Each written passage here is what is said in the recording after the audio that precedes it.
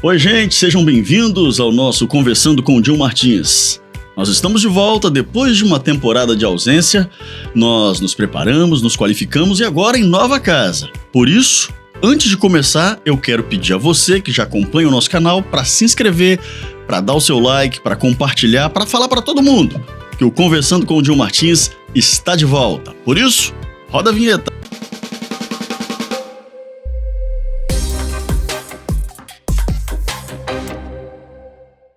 O meu convidado de hoje é, além de um amigo, alguém que tem despertado paixões. Paixões no sentido de emoções, no estado do Espírito Santo. O conheço há muito tempo e posso dizer, alguém que nasceu para fazer a diferença. Ele já foi vereador, já foi presidente da Câmara Municipal de Aracruz e hoje está como deputado estadual pelo Partido Republicanos no estado do Espírito Santo. Seja bem-vindo, deputado estadual Alcântara Filho. Obrigado, Dinho. Alegria muito grande a gente estar nesse retorno, tão esperado retorno do Conversando com o Dinho. Eu já estive em outras ocasiões, tenho acompanhado a sua trajetória, além da amizade, a trajetória profissional, e eu tenho certeza que não só a região de Aracruz, mas agora o Espírito Santo e o Brasil vão ter oportunidade de excelentes conversas aqui. Espero que hoje a gente esteja à altura disso. É verdade que da última vez que a gente conversou, você ainda era vereador, lá atrás era para um projeto, na época da pandemia, projeto para futuramente ser candidato a deputado.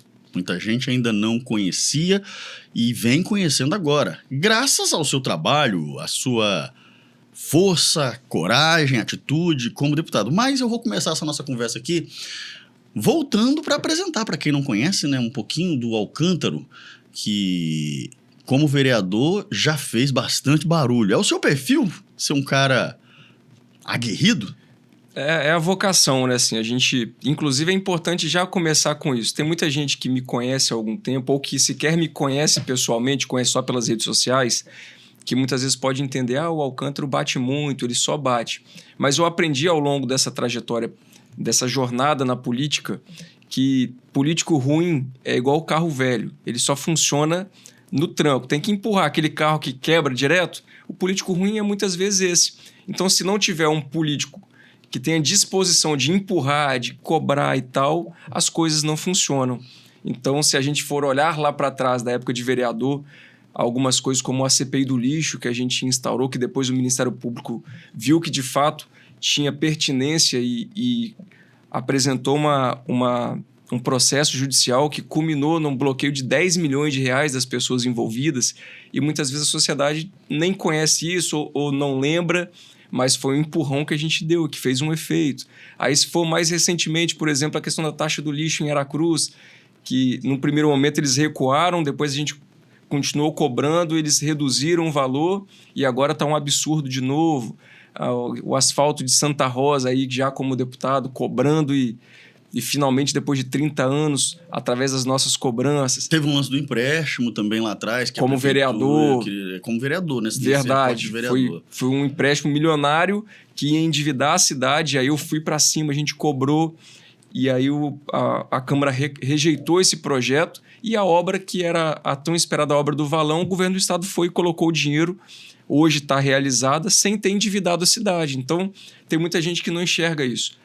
É necessário nós termos políticos que têm disposição de fazer fiscalização, desculpa a expressão, que não tem rabo preso com o sistema político, mas que tenha liberdade de ser a voz do povo, porque o povo muitas vezes não tem nem tempo, nem a condição e nem o local preciso para dar um grito de dor ou dar um grito de socorro. E aí a gente faz esse papel muitas vezes. Mas não é só isso também. As pessoas acham que é só pancadaria, mas a gente é paz e amor também. Vamos contar um pouco disso aqui. De formação, tu és advogado, especialista em direito do consumidor, portanto, acostumado à briga já nos tribunais da vida, a fazer defesas. Na época da rádio também, muita briga com você, pô.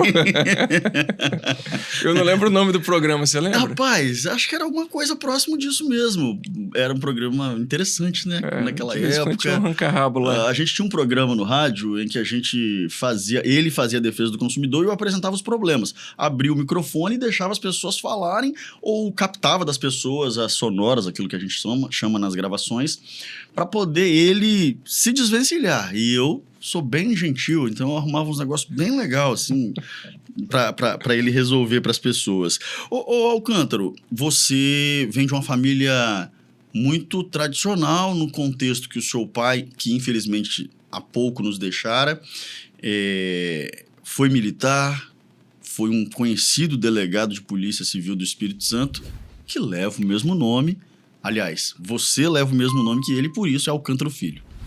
É isso, assim, é o meu maior legado e minha maior responsabilidade é essa. Meu pai teve uma carreira ilibada de serviço público e depois que ele deixou o serviço público, ele assumiu presidência de comunidade e sempre teve no coração a vontade de servir. E eu aprendi isso com ele.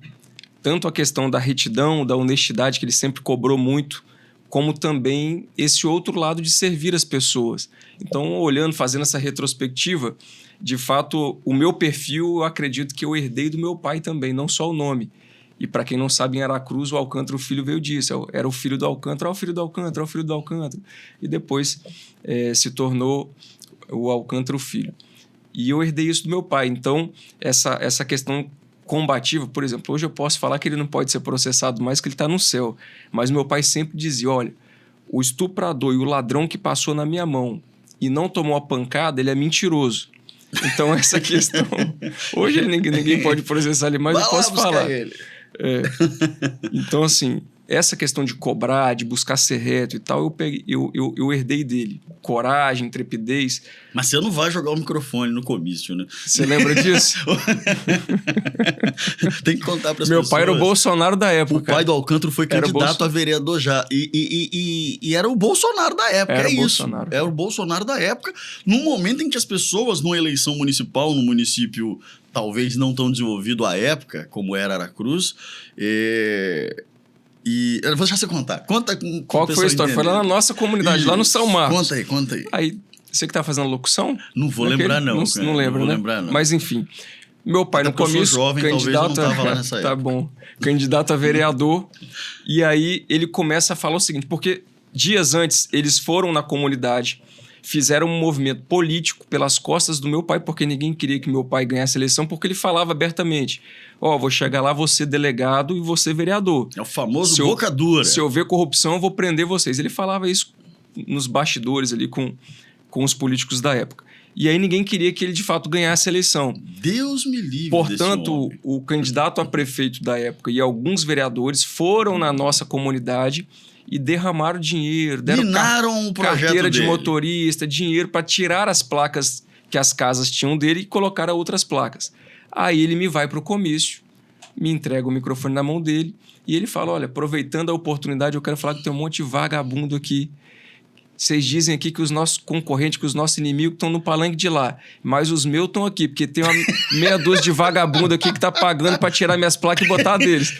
Puxaram a camisa, puxa a camisa calma, aqui, puxa... Alcântaro, não fala isso, e não calma. puxa minha camisa, não. E aí tacou o microfone, sapecou o microfone lá no meio do povo. Bom, então eu fiz essa breve lembrança aqui para que as pessoas soubessem o DNA que o deputado Alcântaro carrega na veia. Sou um pouco doido comparado a ele. Na verdade, os embates que você tem tido no plenário da Assembleia, é claro que data vênia aí, a liturgia do cargo, mas são bem aquecidos e acalorados, né? Já houveram ocasiões ali, e aí, calma aí, que antes que alguém já venha aqui nos comentários dizer, mas como é que ele sabe isso tudo? É bom deixar claro que eu também trabalho na Assembleia, além da minha vida paralela, então eu sei muita coisa e acompanho muita coisa. Há alguns anos já trabalha lá. E eu trabalho lá há 9 anos, então, porque o Alcântaro virou deputado de um trabalho na Assembleia. Não, eu trabalho também, mas eu trabalho lá já há 9 anos, tá bom? Só para ficar claro, pra gente não ter, como dizia o pessoal de uma empresa famosa, pra gente não ter desafio.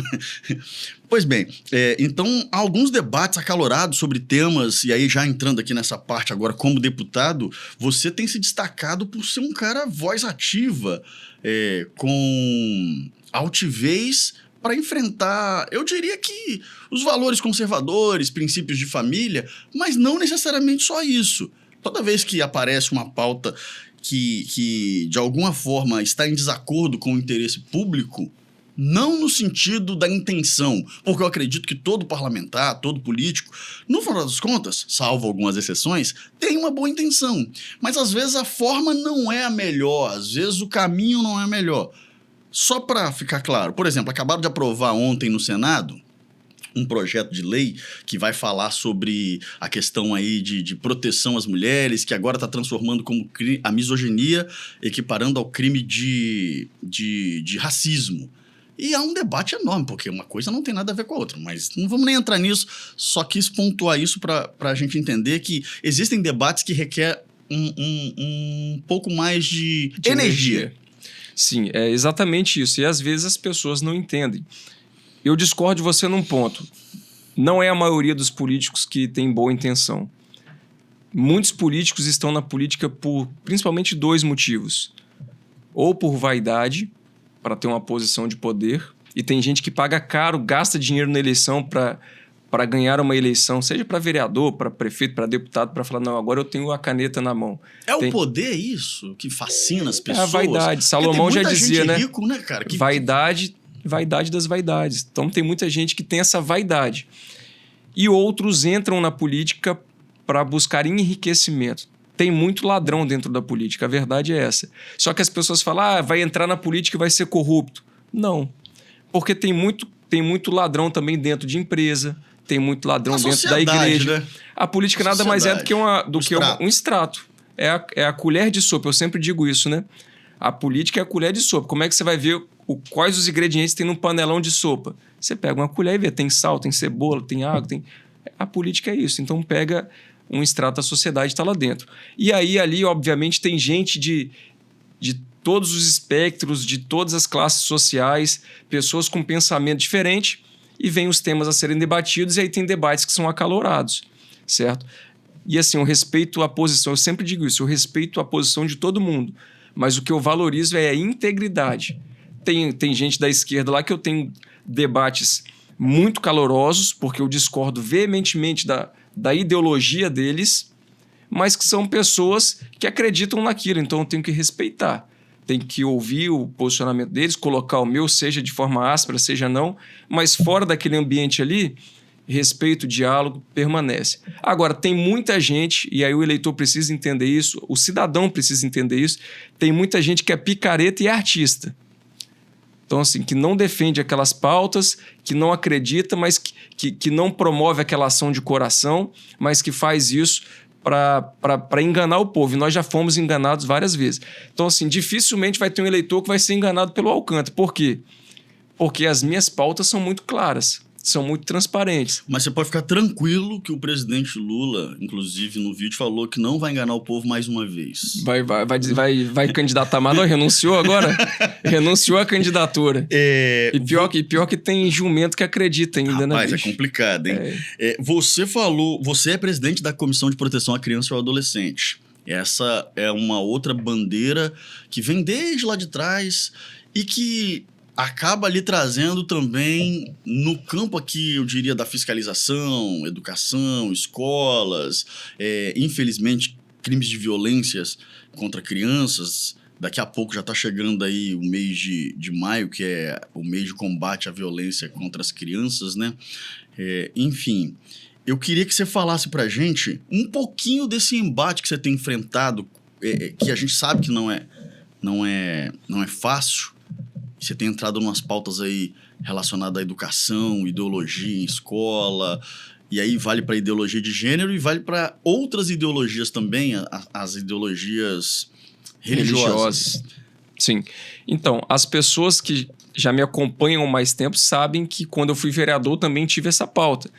Tivemos, por exemplo, em Aracruz um debate muito grande quando eu apresentei uma lei sobre essa pauta nas escolas, aí dividiu o plenário lá da Assembleia, ficaram os conservadores, os cristãos de um lado, o pessoal do marxismo cultural da esquerda do outro, tivemos um enfrentamento muito grande, e aquela lei ela acabou que foi aprovada, está em vigor, o prefeito agora entrou com uma ADIM no STF, mas ela continua em vigor. Então a gente encontrou livros também didáticos que tinham até incesto na época, o nome do livro, salvo engano, era Enquanto o Sono Não Vem, e aí eu fui para cima, fui na secretária de Educação da época, que atendeu prontamente, tirou aqueles livros de circulação. Então, desde essa época, a gente já teve esse enfrentamento. Por quê? Porque quando a gente vai estudar, a gente entende esse movimento ideológico, a gente vê o marxismo com uma premissa, a premissa de ocupação de espaço. É por isso que hoje a gente vê a imprensa, a gente vê a cultura, a gente vê o STF, o judiciário, e também vê nas escolas uma constante disputa por poderes. Querem imprimir a ideologia deles em todos os espaços. Meio que reescrever a história, né? Exatamente. Eles querem reescrever a história ao modo deles. Exatamente, sob a ótica deles. Por quê? Porque a nossa visão, a base da visão ocidental é a ideologia cristã, a cosmovisão cristã. A nossa forma de enxergar o mundo, da grande maioria, é pela lente da Bíblia. Eles trazem, através do marxismo, uma nova ideologia. Só que qual que é o desafio disso? Para que uma ideologia ela se estabeleça, uma outra precisa deixar de existir. A que é predominante, ela só vai deixar de ser predominante a partir do momento que outra estabeleça. É essa transição que eles tentam implementar. Se a gente for ver como que era a escola há 30 anos atrás, ou há 20 anos atrás, ou até mesmo há 10 anos atrás, certamente não era como é hoje.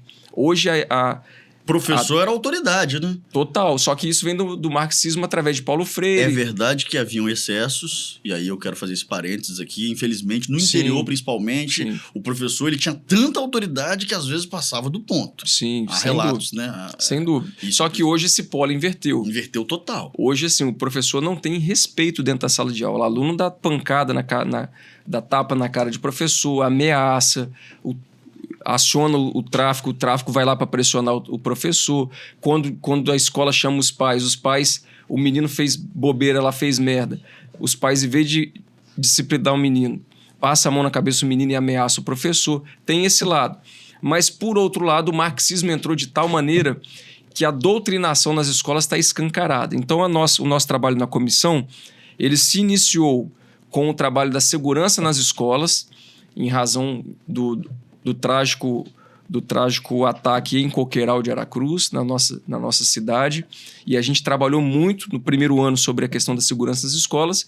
E hoje, paralelo a isso, nós temos 2 eixos principais.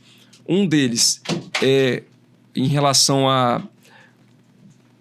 Um desses eixos é em relação ao fortalecimento da rede de proteção. Saiu uma matéria essa semana que 9% dos jovens e adolescentes de 13 a 17 anos já foram coagidos a práticas sexuais no Brasil.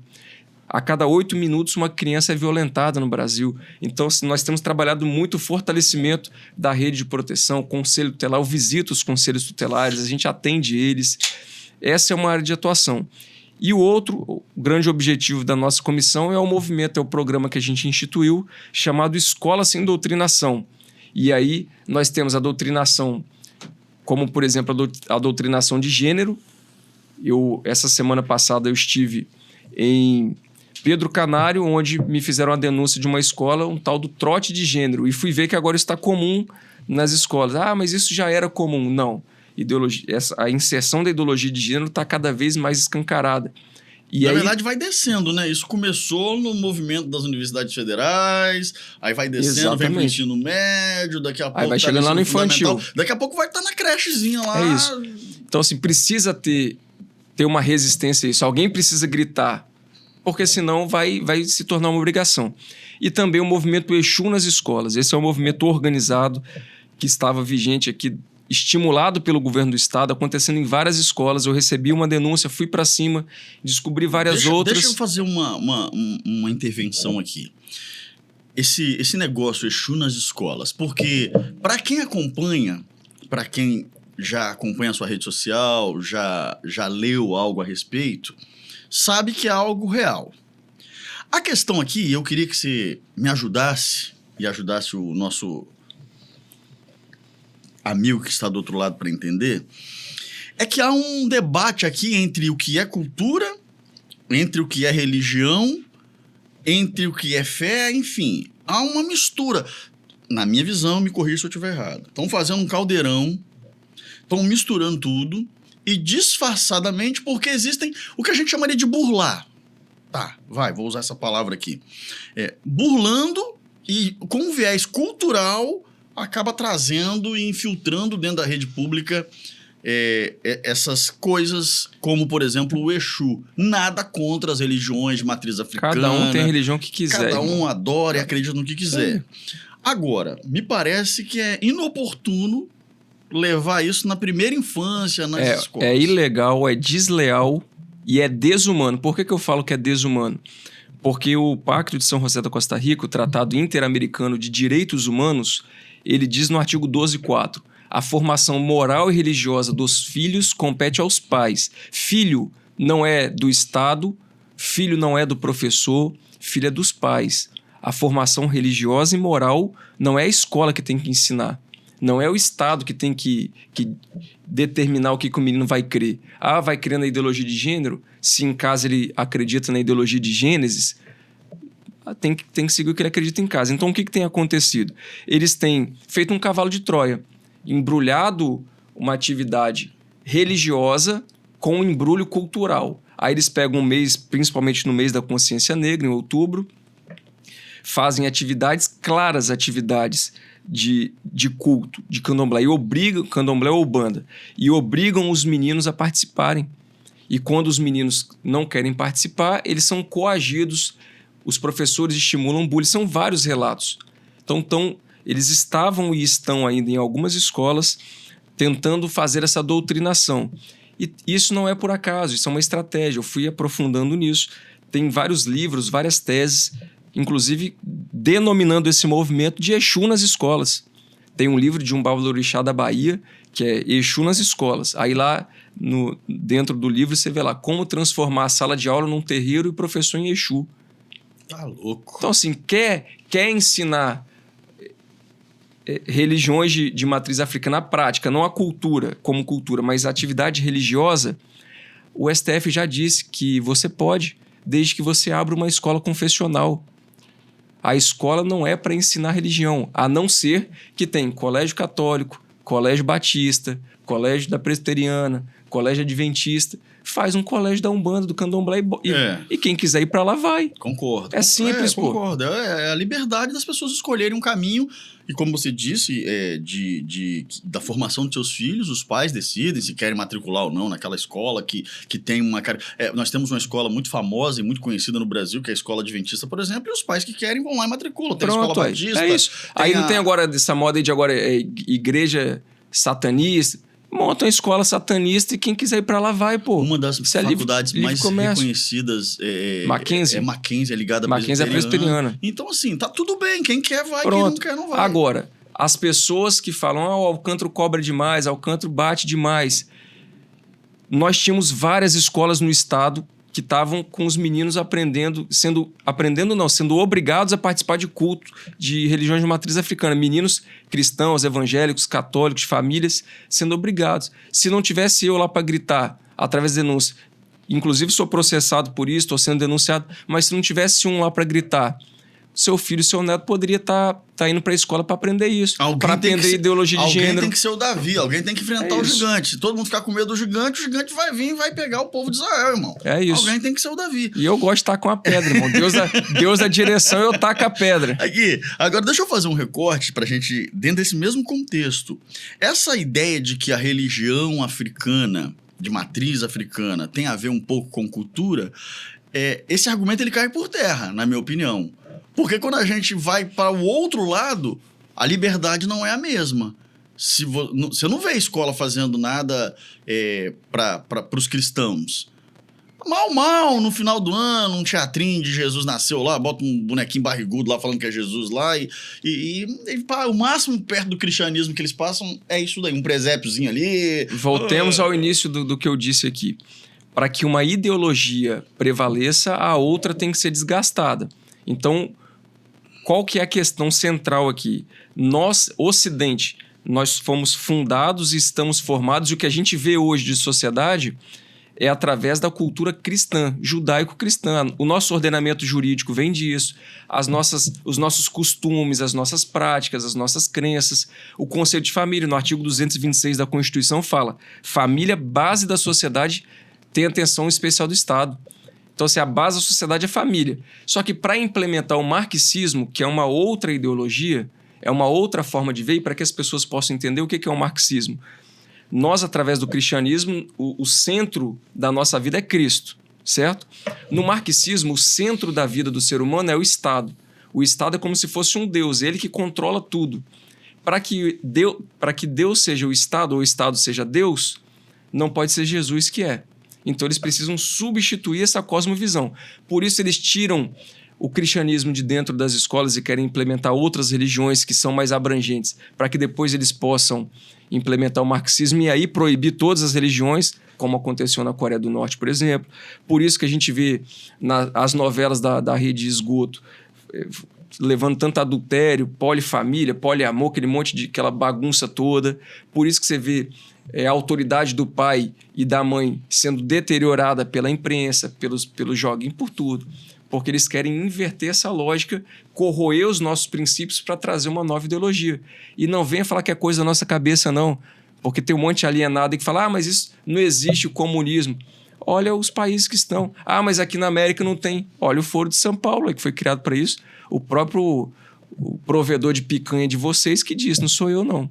É só olhar o rapaz aqui do lado, aqui, o Gustavo Petro, da Colômbia, o pronunciamento que ele fez recentemente a respeito dessas questões de Estado, do poder do Estado, que as pessoas vão entender. Não vou nem falar de Venezuela e Cuba, porque a gente já estaria... A outro grau. Já está no grau consolidado já. Vamos ficar aqui na Colômbia, que está meio que atravessando um período tentando consolidar. Mas o Alcântara, enfim, você, por causa disso, tem sofrido muitas perseguições. No meio político, há levantes, há gente importante trabalhando para, como é que eu vou dizer? Desconstruir. Tá, para ficar bonito aqui, para o YouTube não censurar o vídeo. Para desconstruir a imagem de gente séria, de gente que tem compromisso com a Bíblia, inclusive, questionam isso. A gente importante trabalhando para tentar descredibilizar. Isso não é novidade para quem é guerreiro, para quem enfrenta o que você enfrenta. Tudo bem. Mas como é que você vê? A gente está no ano eleitoral. Pô, você não pode falar não, porque você é mais autoridade. Eu posso. Eu sou só um cidadão jovem, rapaz latino-americano, assim. Como diria Belchior. Talvez já tenha sido jovem, mas hoje tem dinheiro no banco. Olha, também. Eu acho importante que essas coisas pudessem se tornar realidade. E eu tomo posse. A verdade é que como é que se lida com tudo isso, Alcântara? Essas perseguições.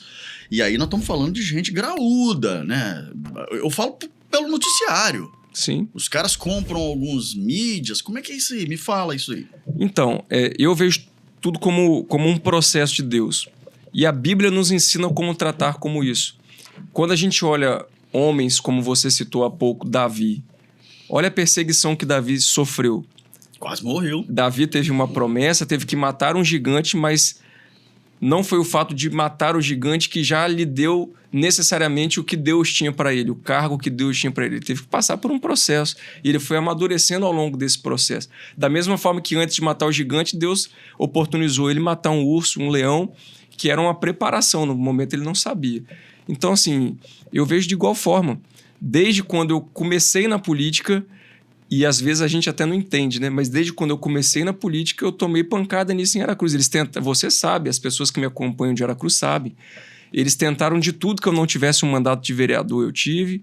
Falavam, esse pessoal aí do sistema, falava que eu nunca ia chegar a ser um deputado. E Deus e a população me colocou como deputado. E hoje eles falam que vão me tirar o mandato. Tem gente grande aí do estado que tá igual o Saul, tá doido. Tá apostando dobrado. Tá doido, enlouqueceu, falou que vai me tirar o mandato de qualquer jeito. Mas lembre-se do que aconteceu com o Saul. Então, se nenhum passo da minha vida eu dou sem buscar a direção de Deus. Se eu tiver que sair da política, e aí aqui o sistema buga, o sistema fica doido comigo, por quê? Porque uns eles compram com dinheiro, outros eles compram com poder, outros eles compram com chantagem, porque a pessoa que tem o rabo preso na política, ou que já pegou dinheiro de alguém, ou que fez alguma bobeira, ou que teve um caso de adultério, ou alguma coisa assim, essa pessoa ela fica na mão. É isso que está acontecendo lá em Brasília também, não é só aqui não, tá? Essa pessoa fica na mão. Aí eles vão e chantageiam essa pessoa e botam essa pessoa na rede. Mas graças a Deus e pela misericórdia dele, eles fuçam a minha vida, como aconteceu lá com o Daniel, por exemplo, e para a glória de Deus não acham nada. Eles ficam doidos. Aí eu bugo o sistema. Por quê? Porque vem um Saul da vida para me atacar, mas eu não tenho medo de Saul, irmão. Não tenho medo. E eu mandei o recado dizendo a algumas pessoas que me vieram. Pela misericórdia de Deus, eu não tenho medo nem do capeta. Eu vou ter medo de gente que se acha grande aqui no estado. Mesmo que você não tenha medo, eu quero que ele fique fora desse ambiente aqui, por enquanto, que a gente tá gravando. Deixa ele quietinho lá. Você não tem medo, não. Eu também não tenho, não, mas... Tô vendo. Então, assim, eu não tenho. Aí, o que esses caras fazem? Ficam comprando pastor. Não são todos, mas tem uma meia dúzia. Você acabou de dizer que a sociedade tem gente estranhas, com hábitos ruins em qualquer lugar. Não só na igreja não seria diferente. Tem pastor que se corrompe, tem jornal que se corrompe. Uma grande parte, na verdade, né? Não, peraí. Também, deixa eu fazer uma defesa aqui, que eu também sou do meio jornal. É importante consignar que toda e qualquer empresa vive de lucro. Precisa pagar a conta, funcionário, etc e tal. Há uma linha, eu entendo que há uma linha que vai... Talvez seja uma linha tênue, que separe o que é captação de recursos por parte desta empresa. Aqui a gente precisa pagar a energia. Um jornal decente tem compromisso com o quê, Odinho? Com os fatos. Com os fatos, com a verdade. Os fatos. Não, a partir do momento que ele abre mão da verdade por dinheiro, então, ele deixou de cumprir sua missão. Mas é porque da mesma forma que um pastor. O pastor tem compromisso com o quê? Com a verdade. O pastor sim tem compromisso com a verdade. Com a palavra. Com a verdade, é a palavra. Agora, a partir do momento que ele... O que leva um pastor... jornal é diferente do pastor nesse ponto. Eu preciso fazer essa defesa aqui dos meus colegas, ainda que eles não me defendam quando me atacam. Tem um monte de... A maioria dos jornalistas hoje é marxista, irmão. Então, só dão as coisas da esquerda e a gente que é da direita só pepino, o que eu tô dizendo é ou isso. é dinheiro ou é ideologia. Mas existe uma diferença entre os fatos e a opinião. E as duas são bem-vindas no meio jornalístico. E tá tudo bem. Eu escrevo artigos e colunas emitindo opinião sobre fatos. Opinião, beleza. Opinião, eu respeito. Que essa opinião seja baseada em fatos também. Eu respeito. Claro que você não vai dar opinião... Mas a opinião não pode distorcer a verdade. Não pode distorcer a verdade. Igual uma meia dúzia de boca aberta aí que esse diácono da sinagoga de Satanás compra e vem falar mentira de mim. Só que, cara, eles acham que estão me afetando. Inclusive, quer ir pra guerra, vão pra guerra, irmão. Não esqueça, Saul, não esqueça. Eu gosto de, quando Deus dá direção, jogar pedra e vai pegar na cabeça, tá? Só para terminar essa parte do jornalismo aqui, para separar a questão da verdade dos fatos. Porque nem sempre um fato é verdade, você concorda? Um fato, ele é só um fato. Se ele tá certo ou se ele tá errado, se ele tá do lado certo. Não, mas é a verdade. Não, é a verdade enquanto fato. O fato, é isso aí que eu tô falando. Mas eu quero dizer assim, do ponto de vista se é A ou B, se favorece A ou favorece B, o jornal, ele não deve ou não deveria necessariamente opinar ou participar dessa questão, desse viés. O fato é sempre uma verdade. Um exemplo. O fato é sempre uma verdade. O celular caiu. O fato é sempre uma verdade. É uma verdade. O jornalismo, ele tem que estar amarrado a isso. Aí o cara vai falar assim, o Alcântara jogou o celular no chão e quebrou de propósito. Não. Mas o cara pode escrever, o Alcântara descuidou e o seu celular caiu. Ele pode falar assim, olha, se caiu é porque você descuidou. O celular caiu. Eu acredito que foi por descuido do Alcântara. É uma opinião dele sobre o fato. Não, a minha opinião é, se o celular caiu, você descuidou. Em algum momento. Senão ele não queira cair. Se você tivesse atento, alerta. Pode ser. Ok? Agora, o Alcântara jogou o celular no chão e quebrou. Não, aí eu tô aumentando, eu tô potencializando. É o que a maioria faz. Aí tem as manchetes. A gente que trabalha com jornalismo, tem a manchete. Né? Eu vou dar uma dica aqui para quem tá acompanhando. Quando é coisa baixa, você que assiste televisão, vê jornal, escrito, quando é coisa baixa, é sempre percentual. Coloque isso na sua cabeça. Toda vez que você vê uma coisinha em percentual, na grande mídia principalmente, é porque é coisa baixa. Quer ver um exemplo prático? Casos de gripe aumentam 150%.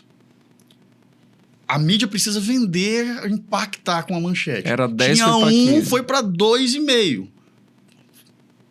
Se eu falar que teve duas pessoas só com gripe, eu não tô causando impacto nenhum. Agora, se eu falar que 150% aumentou... Tá certo. Isso é estratégia. E tem o eufemismo também, né? Eufemismo. Quando é quem é conveniente a eles amenizam a manchete. Mas aí mas faz parte. A assim. licença poética do escritor. Vamos falar de política. Vamos falar de política. Você recentemente, voltando aqui à pauta anterior, porque a gente já vai entrar no nosso presentinho que eu tenho para você, Você para finalizar aquele assunto ali, houve um movimento muito forte, inclusive, envolvendo igrejas, grupos, pastores, tentaram fazer um levante aí contra você aí.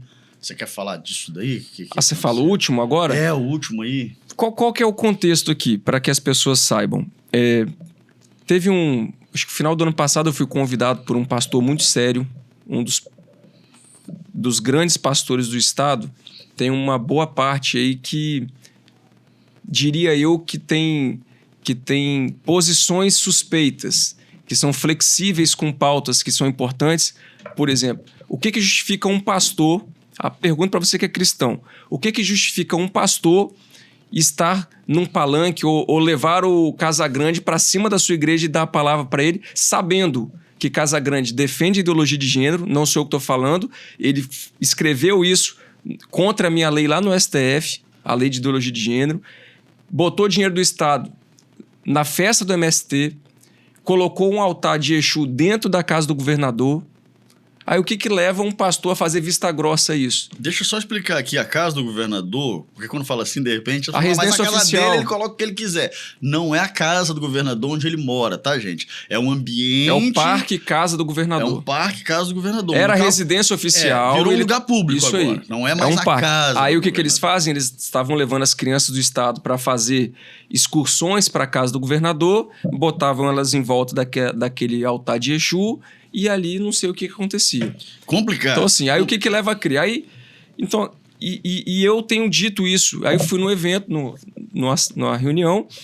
Nessa denominação tinha lá pessoas ligadas ao governador, com cargos dentro do governador e em prefeituras de pessoas que se dizem direita, mas são sabor direita, porque fazem vista grossa tudo isso que eu falei em troca de outras coisas, em troca de favor. Sabe o desembargador que foi preso lá e teve a Polícia Federal, falou que abriu um inquérito contra a Casagrande por troca de favores com o desembargador preso? Funciona essa troca de favores de Casagrande e desse governo de esquerda, funciona com deputados, funciona com parte da imprensa, funciona com prefeitos, funciona com alguns pastores. Aí eu fui lá. Eles tomaram o microfone da minha mão porque alguém do governo mandou tomar. Me deram a palavra sem eu pedir. Na hora que eu ia falar, um outro tomou o microfone da minha mão. Eu saí daquele lugar e falei, Deus vai fazer algo diferente dentro dessa instituição, que é uma instituição muito séria. Muito séria. Eu estou falando da CADESO. É a maior Assembleia de Deus, a maior convenção do Estado. Instituição seríssima. Eu conheço homens e mulheres lá na ponta também. Não estou falando de Vitória, não. Pessoa de oração lá de Pedro Canário, lá de Muqui, enfim. E aí eu saí de lá e falei, Deus vai fazer algo diferente com essa convenção. Passou esse tempo, depois teve uma festa da mocidade, onde tinham 6 mil jovens. O prefeito de Cariacica pega o microfone, ele é muito grato ao governador, e aí pega o microfone e compara Gideão ao governador. Eu faço um vídeo, respeito o prefeito de Cariacica, mas aqui ele errou, porque falou que Deus vai dar a vitória a Casagrande, que está separando o joio do trigo, comparou Casagrande e Gideão, mas esqueceu... Isso tudo porque naquele momento estavam magoados com o Arnaldinho, que agora estão... Não sei como é que vai ficar. Aí eu fiz o vídeo falando... Esqueceu de falar que em Juízes 6, antes de Deus dar vitória a Gideão, mandou Gideão derrubar o altar de Baal. Gideão derrubou o altar de Baal, Casagrande construiu um altar para Exu. Então que Gideão é esse? Errou. Em vez de assumir o erro, colocou aí a turma para ficar me batendo. A turma dele, funcionários, tal. Aí o que eu tinha profetizado lá atrás aconteceu. Houve eleição na CADESO, mudou a diretoria, certo? E aí, quem acompanha sabe o termo que eu uso de Apocalipse 3:9, sinagoga de Satanás. Isso tá rodando, hein? Tá virando meme, hein? Em Apocalipse diz, aquele que diz que é e não é, pertence à sinagoga de Satanás. E o que é isso? Aquele, na época era judeu, hoje cristão. Aquele que diz que é cristão, mas que defende ideologia de gênero, defende aborto, defende esse monte de porcaria que a esquerda defende, não é cristão de verdade. Ou não conhece a palavra, ou não sabe o que está fazendo. Como essas pessoas, eu acho que são inteligentes, sabem o que estão fazendo, ficam usando os cristãos. E aí eu usei esse termo no plenário, parabenizando a nova chapa e falando que a sinagoga de Satanás estava em pranto. A sinagoga de Satanás é quem? É o governo de esquerda e a meia dúzia que fica negligenciando a palavra para ficar puxando o saco do governo em troca de favores. O meu papel enquanto mídia, enquanto comunicador, é sempre esclarecer e buscar o ponto de consenso. Como sinagoga de Satanás pode ter assustado, pode ter de alguma... Nossa, sinagoga! Tá meme isso aí. Eu vou te... Na Assembleia, você sabe que os deputados só me chamam de sinagoga agora, né? Sinagoga chegando aí. Sinagoga. Eu vou dar uma sugestão. Cristão trans, pra ficar agradável aos ouvidos deles. Não, porque trans, esse negócio de trans, hoje em dia vale pra tudo, né? Tem até o jumento trans, né? Que é a turma que vota no Lula, enfim. Deixa eu ser menos polêmico, né? Rapaz, vamos lá. Preciso monetizar o vídeo, o YouTube não vai deixar. Depois você corta essa parte. Você aqui não corta nada não, né? Toca de... Então vai embora, taca o pau. Mas vamos lá. Então assim, essas pessoas falam, mas... Aí ele distorceu, é isso que eu tô falando da imprensa. Aí distorce, achando que tá me afetando. Irmão, pastor sério, cristão sério, que conhece a minha trajetória, que buscou ou não conhece, mas que buscou saber, vai ver que eu jamais vou ofender um homem de Deus, uma mulher de Deus. Mas eu vou denunciar aquilo à luz da palavra que está errado. Aí, falou de sinagoga de Satanás, fica escandalizado. Mas o cara levando um esquerdista para cima do púlpito não fica escandalizado. Um pastor que fica ofendendo a palavra em troca de cargo, aí não fica escandalizado. É absurdo. Na hora de defender o nosso projeto de ideologia de gênero, na hora de fazer um movimento contra o movimento Exu nas escolas, de nos ajudar no movimento Escola Sem Doutrinação, não falam nada. Aí na hora que a gente vai confrontar o Deus deles, que já deixou de ser a palavra, já deixou de ser Cristo, eles se dobraram como tentaram fazer com que alguns se dobrassem na Babilônia, a maioria se dobrou, mas alguns não. Aí eles querem adorar o Deus deles lá, mexeu no meu Deus, aí fica bolado. Aí vem me atacar. Mas isso aí para mim é questão passada, não me afeta, só que eu não tenho medo de guerra. Isso eu aprendi com meu pai, nós já falamos aqui no início. Não vem achando, mas todo mundo tem medo dele, todo mundo, nesse político aí ninguém mexe. Se tiver errado e quiser vir pra guerra, irmão, aí vai arrumar problema. A nível de Brasil, então, nós temos deputados pertencentes à sinagoga. A nível de Brasil. Inclusive, Evaí um dia me ligou. Aí, esse aqui é boa, bastidor. Deputado federal Evaí de Mello, abraço. Evaí me ligou e falou assim, Alcântara, você me salvou hoje. Eu falei, te salvei? Como assim, cara? Rapaz, o pau tava quebrando na comissão, acho que de agricultura, o pau quebrando. Ele, lembrei de você e falei, sinagoga de Satanás. Aí acabou, fechou o tempo lá, ele ganhou o debate, não sei. Aí ele ganhou o debate, na hora que ele lançou a sinagoga de Satanás. Agui, tem deputado que se diz evangélico, tá cheio, vereadores, deputados, que infelizmente pactuam dessas questões, pra gente fechar esse detalhe aí, né? Infelizmente tem muito isso, né? Que é muito triste, porque isso prejudica quem é ou quem gostaria de trabalhar em favor do reino, em favor dos cristãos. Como que a política, de forma geral, enxerga a igreja? Como que a política enxerga? Os caras olham, lá tem um curral eleitoral, eu vou comprar o pastor, vou dar alguma coisa pro pastor, seja um emprego para ele, seja dinheiro, ou seja lajota, saco de cimento, uma caixa de som para a igreja, eu vou comprar aquele rebanho. Na cabeça dos políticos é isso. Ou eu vou comprar um político que tem acesso a eles. E na cabeça de muitos cristãos, muitos pastores, é da mesma forma. Falta de conhecimento. Acha que, da mesma forma que tem muita gente que vende o voto, tem pastor ainda que vende o rebanho, infelizmente. E aí tem muito político que se aproveita disso. O cara que está na igreja, que dá uma coisa para um pastor, dá para outro, mas na hora de votar uma pauta, volto a dizer, contra a ideologia de gênero, contra o aborto, na hora de denunciar um erro do governo, um ato de corrupção do governo, não pode porque está com o rabo preso. Por quê? Porque ele não tem compromisso com o evangelho, ele tem compromisso com o seu próprio projeto. E acontece muito, lamentavelmente, tem muito político que se diz cristão, mas que envergonha o evangelho, ou que se corrompe por dinheiro, ou que se corrompe por permissividade. Ele negocia os seus valores. No campeonato é possível dizer que existe o cara que desconhece? Por exemplo, um político filiado ao PCdoB, um cristão filiado ao PCdoB. Você acha que é possível dizer que esse cara é inocente o suficiente de conseguir se filiar num partido comunista? Lá na ponta, eu acho que pode até haver alguém ignorante a tal ponto. Ignorante por falta de conhecimento. Mas Aqui não, irmão. E muitas vezes nem tá... Agora eles são sabidos, irmão. Agora eles não querem mais ficar em partido de esquerda, porque depois que veio Bolsonaro em 2018 ali e deixou clara a direita e a esquerda, agora tem muito cara que vai até na igreja, que visita a igreja, que tá lá, que quer estar num partido de direita, mas que envergonha o evangelho. Que se corrompe, que negocia os seus valores. Ou que acaba de ganhar a eleição e volta... Ele vem aqui... seduz e depois que passa a eleição ele volta pro rebanho dele. Nós vamos falar um pouco do livro, eu acredito. Mas tem algo lá que eu digo assim, ó, custo da luz. Existe um custo da gente ser luz. Você acha que para mim é cômodo eu ir para a guerra contra esses movimentos, denunciar os erros do governo? Para mim era muito melhor ficar igual a maioria. Claro. Pegando o helicóptero do governador e andando de helicóptero, indo em inauguração de obra, falar que eu tô levando obra pra cidade, cheio de cabide de emprego. Modéstia à parte, então, é bom. Assim, pegar 3 horas de estrada, você chega de helicóptero em 25 minutos. Só que os verdadeiros homens de Deus, eu sou pequeno demais, sou pecador, mas os grandes homens de Deus da história, eles foram pelo caminho mais cômodo ou eles foram pelo caminho mais espinhoso, mas debaixo da direção de Deus? Aí então nós poderíamos entrar, mas vai ter que ficar para um outro momento, nos heróis da fé, contar um pouquinho, que esse cara tem bastante conhecimento, ele pode falar de diversos assuntos.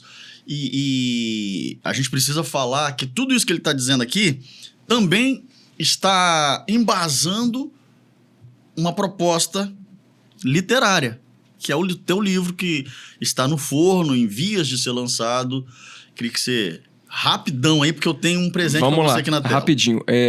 Deus me deu, durante essa jornada aí, dentro de tudo que a gente contou aqui de experiências, de lutas, de batalhas, Deus me deu a graça e colocou isso no meu coração há um tempo de escrever um livro para abrir os olhos dos cristãos de fato, daqueles que são cristãos de verdade, daqueles que têm alguns tabus a serem quebrados.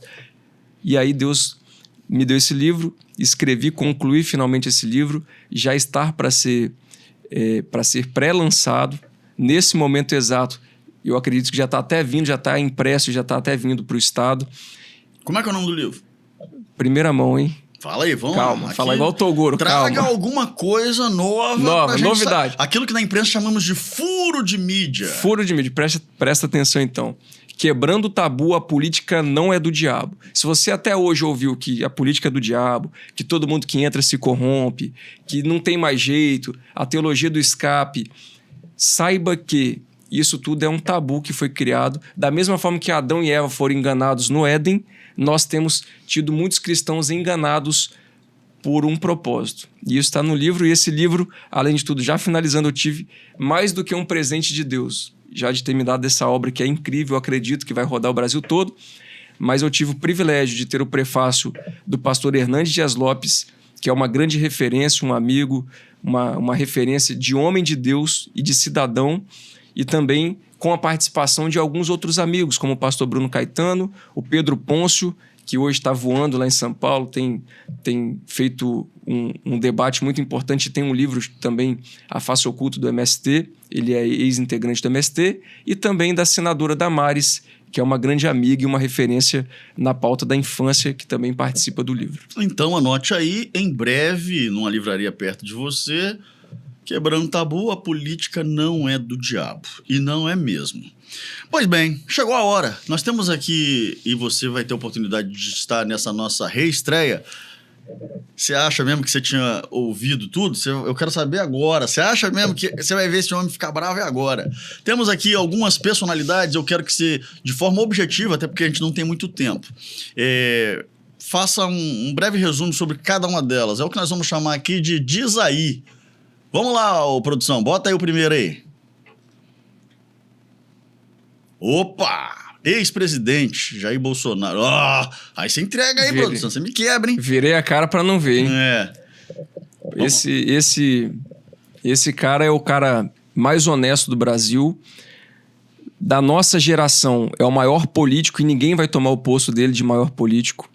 Bolsonaro é uma inspiração e é um grande injustiçado. Então eu tenho certeza que o Brasil, nós temos o privilégio de vivenciar com o cara. Eu tive a oportunidade de conhecer ele quando ele era deputado federal e depois como presidente, mas nós temos o privilégio de vivenciar um cara que vai daqui 100, 200, 300, 1000 anos se Jesus não voltar até lá, de nós termos nos livros de história, e a história vai ser decente com ele de narrar o quão importante é esse cara. Foi o cara que mudou a história do Brasil. A partir de Bolsonaro...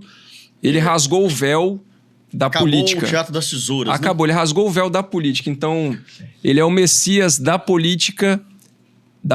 Ele é a nossa referência. A sua honestidade, a sua humildade, elas revelam o coração de um presidente que mudou a história, né, e que fez muitos discípulos. Foi para casa, mas eu creio, aí anota isso aqui, ó. Agora eu vou profetizar aqui, 2026, Bolsonaro vai ser liberto e Flávio Bolsonaro será o nosso presidente. O sistema já entrou em colapso. 2026, Bolsonaro vai ser liberto e Flávio Bolsonaro será o presidente, está profetizado. Em nome de Jesus. Muito bem, muito bem. Vamos lá, produção, segundo. Seja mais objetivo aí, me ajuda aí, deputado. Desse cara não tinha como, né? Tá, vamos lá, próximo. Você gosta, eu acho, próximo.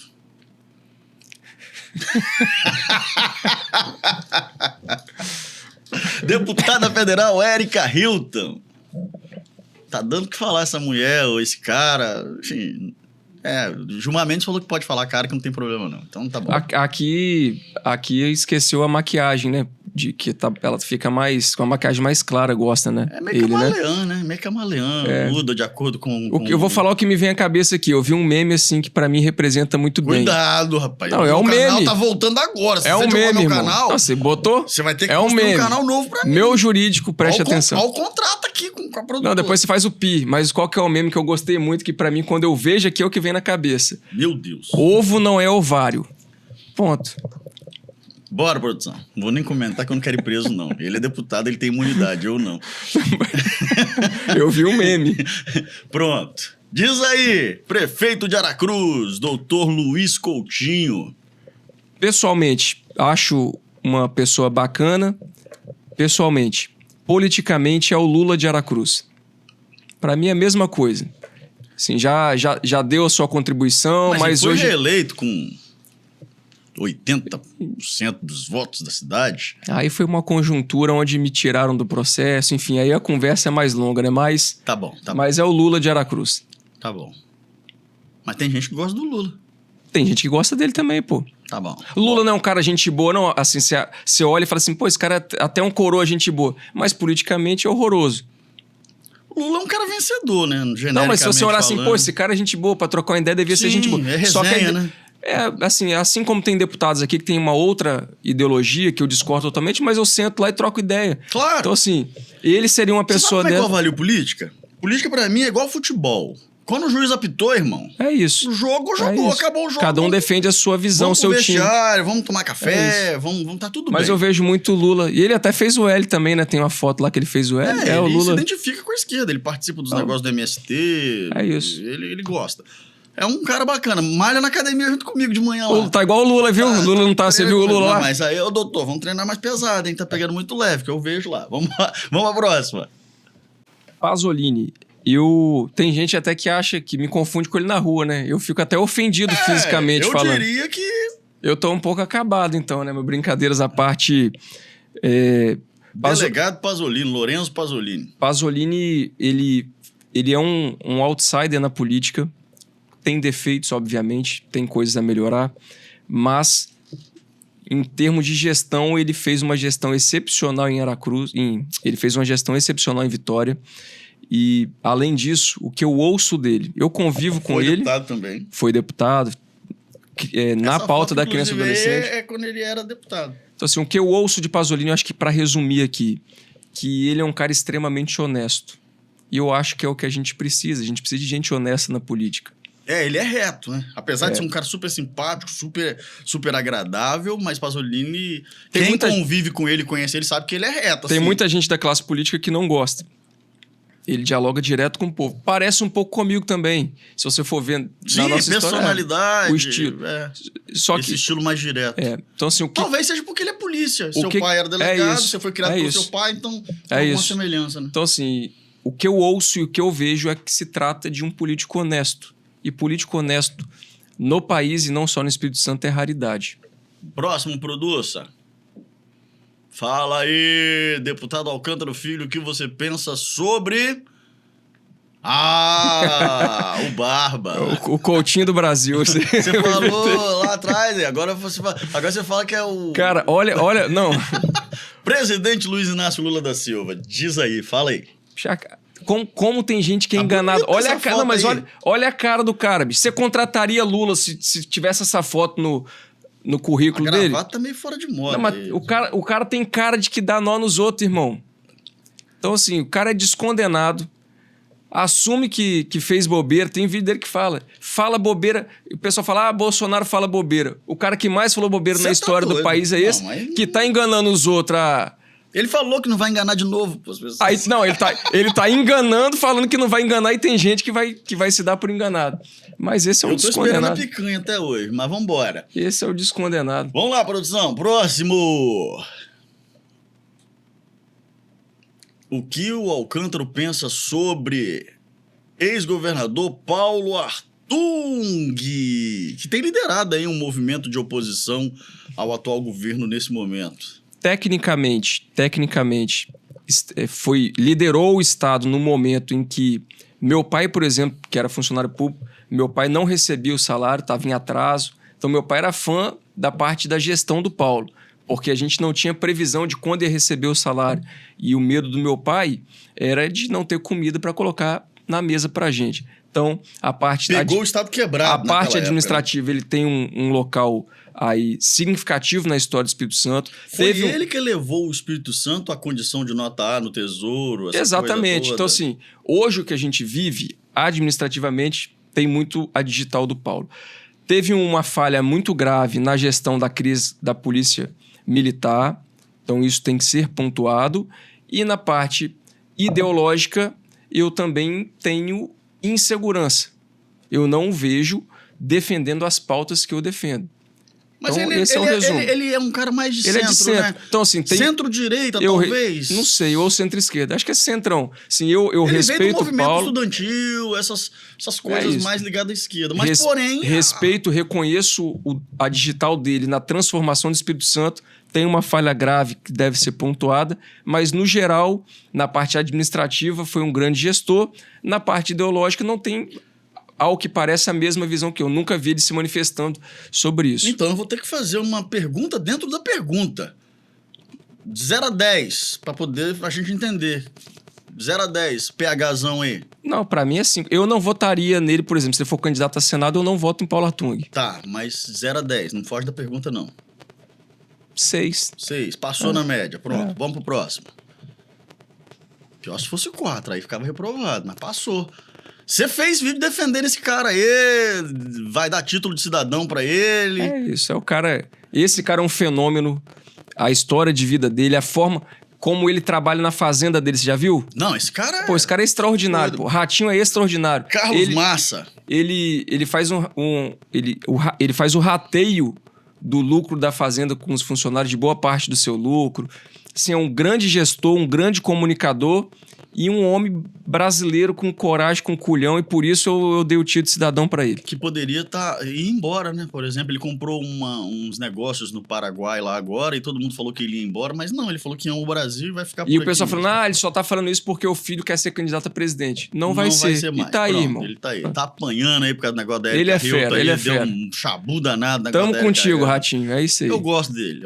Ele tá sempre aí, porque agora... com o Rui Baromeu aqui, afiliada da rede da Massa. Né? Ele sempre vem aí umas reuniões aí, só que a gente não pode espalhar, não.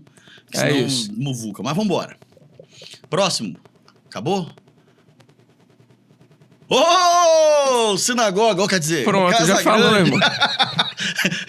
Ô, Gov! É o 10º, não, é o penúltimo. Hoje é 25, faltam 7 dias para ele deixar de ser governador. O que você pensa? Governador do estado do Espírito Santo, José Renato Casagrande. O que vem é sinagoga de Satanás. E falo por quê? Mas ele é um cara que também segue um perfil igual Lula, irmão. Equilibrado, moderado, Lula. Gente boa, Esse cara é o Lula do Espírito Santo. Por quê? Mas o problema dele não só é ideológico. Não, talvez ele seja o Lula de 2002. Lula não. Não, talvez seja. Não, sabe por que eu vou falar que Lula não? Porque o Lula deixa a desejar na gestão. O Casagrande parece que na gestão vai muito bem. Inclusive, o governo dele é bem avaliado. Calma. Falar igual o Toguro de novo, calma. Olha eu aqui, olha Calma. Casagrande, contrato, tá vendo como é que eu sei de defender? Sabor bem avaliado. Chama pra Calma. conversar. Aí eu vou dar um dado interessante. Chamar ele aqui que eu... Pô, o governo tá fazendo obra pra tudo quanto é lado. Sabia que nós da Assembleia Legislativa, nessa legislatura que eu tô lá, nós já aprovamos quase 5 bilhões de reais de financiamento? Isso os capixabas muitos não sabem. Então ele tá fazendo muita parte das obras com dinheiro de financiamento que a gente deu. Tem escândalos estourando. Então assim, pô, casão, comedor de torresmo, corredor, gente boa. Tem uns casos cabulosos aí. Gente como boa do com Detran, quem, irmão? por exemplo. Então assim, tem muitos casos de corrupção, tem um desgaste natural do tempo e mais do que isso, é um cara que... E aí eu vou falar aqui, quando eu fui lá conversar a primeira vez com ele, quando eu ganhei a eleição, eu não apoiei ele, eu apoiei o Guerino depois do segundo turno Manato. Quando eu fui lá, eu falei assim, governador, eu não quero nenhum cargo, eu não quero nada, eu quero ser parceiro da nossa região, do desenvolvimento, mas na pauta ideológica eu vou ser firme. Aí ele falou assim, não se preocupe, porque eu sou casado há não sei quantos anos e tal, então nesse sentido também sou cristão e papapá e tal, vou na missa todo domingo. Então um cara que vai na missa todo domingo, que fica em altar de igreja, mas volto a dizer, defende ideologia de gênero, promove o Exu nas escolas, o governo dele. E ele, obviamente, se ele não deixasse, não estaria acontecendo. Claro. Bota dinheiro em MST, que é gente que invade terra dos outros, que é um crime. Esse cara é gente boa? Tá, mas tem... Politicamente, não tô falando nada agora é sério mesmo não. Que estourou o horário. As pessoas usam que em algum momento você... esteve mais próximo do governador. Os seus adversários usam isso como se isso fosse um problema. Não, eles pegam uma foto minha de... Não, e como se isso fosse um problema. Não, da entrega da obra de Santa Rosa. E que pra mim não é um problema. Presta atenção. Aí vem os babacas, desculpa a expressão, vem uns babacas vendidos. Ai, meu canal, Jesus. Depois você corta, irmão. Vem uns babacas vendidos. Um canal novo. Aí o que eles acharam, essa guerra toda lá, o que eles acharam de mim? Duas coisas. Que eu apoiei Contarato em 2018 e já falei que foi o maior estelionatário eleitoral da história do Espírito Santo. Joga no Google aí, Contarato, Lava Jato. Vai aparecer lá. Sou a favor da Lava Jato. Aí ele mudou. Eu fui enganado, como a maioria dos capixabas foi. Isso em 2018. E agora, recentemente, salvo engano, um vídeo de 2023 ou 2024, onde eu agradeço Casagrande a obra de Santa Rosa, que era a obra mais importante de Aracruz, que eu cobrei desde o início, desde o primeiro dia do mandato, você sabe disso. Ele fez a obra, eu vou falar o quê? Eu vou xingar ele? Não.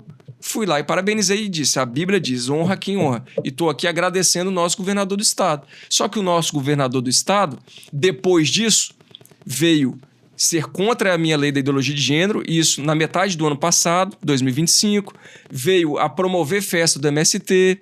Depois disso, ele veio a bancar o movimento Exu nas escolas. Aí eu, como cristão de verdade, o que eu fiz? Falei, a partir de agora, não tem mais o meu respeito político, sou oposição. Você frequenta a sinagoga. Sinagoga de Satanás. E você que é cristão, você, meia dúzia de pastor aí, de político sabor direita, que continua lambendo esse cara aqui, mesmo sabendo que ele tá fazendo tudo isso contra os cristãos, você também pertence à sinagoga de Satanás.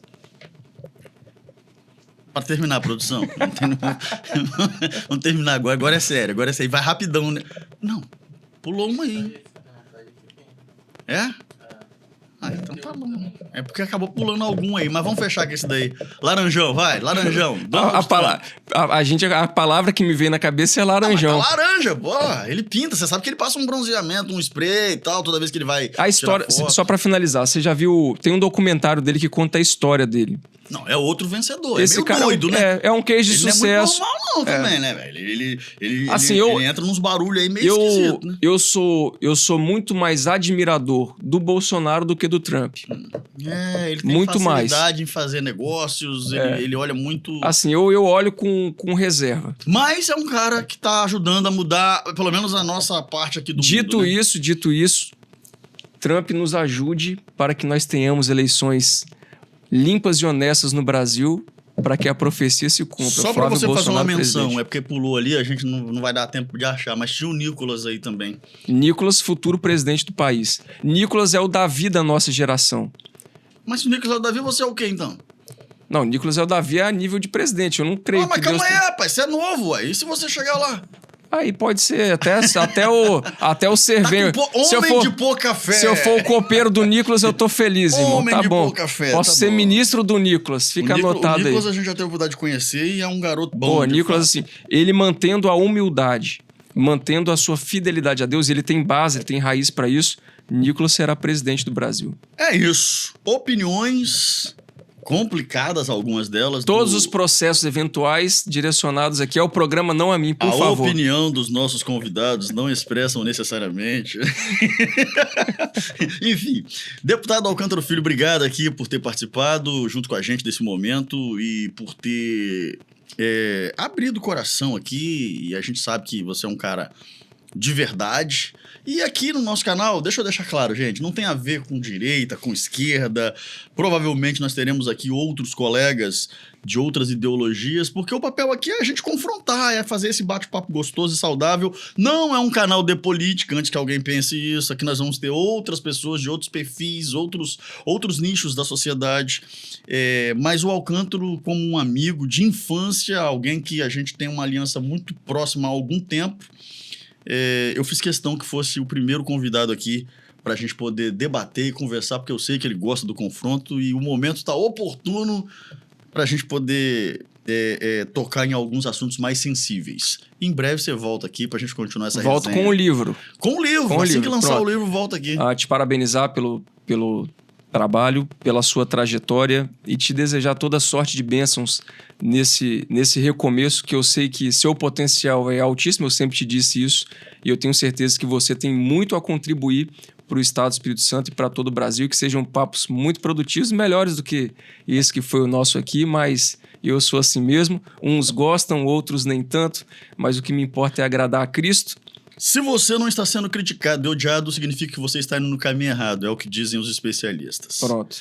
Obrigado, pessoal. Se inscrevam no nosso canal, deixa o seu like, compartilha e vem com a gente, porque agora começou. Agora vai. Agora vai. Conversando com o Gil Martins. Abraço.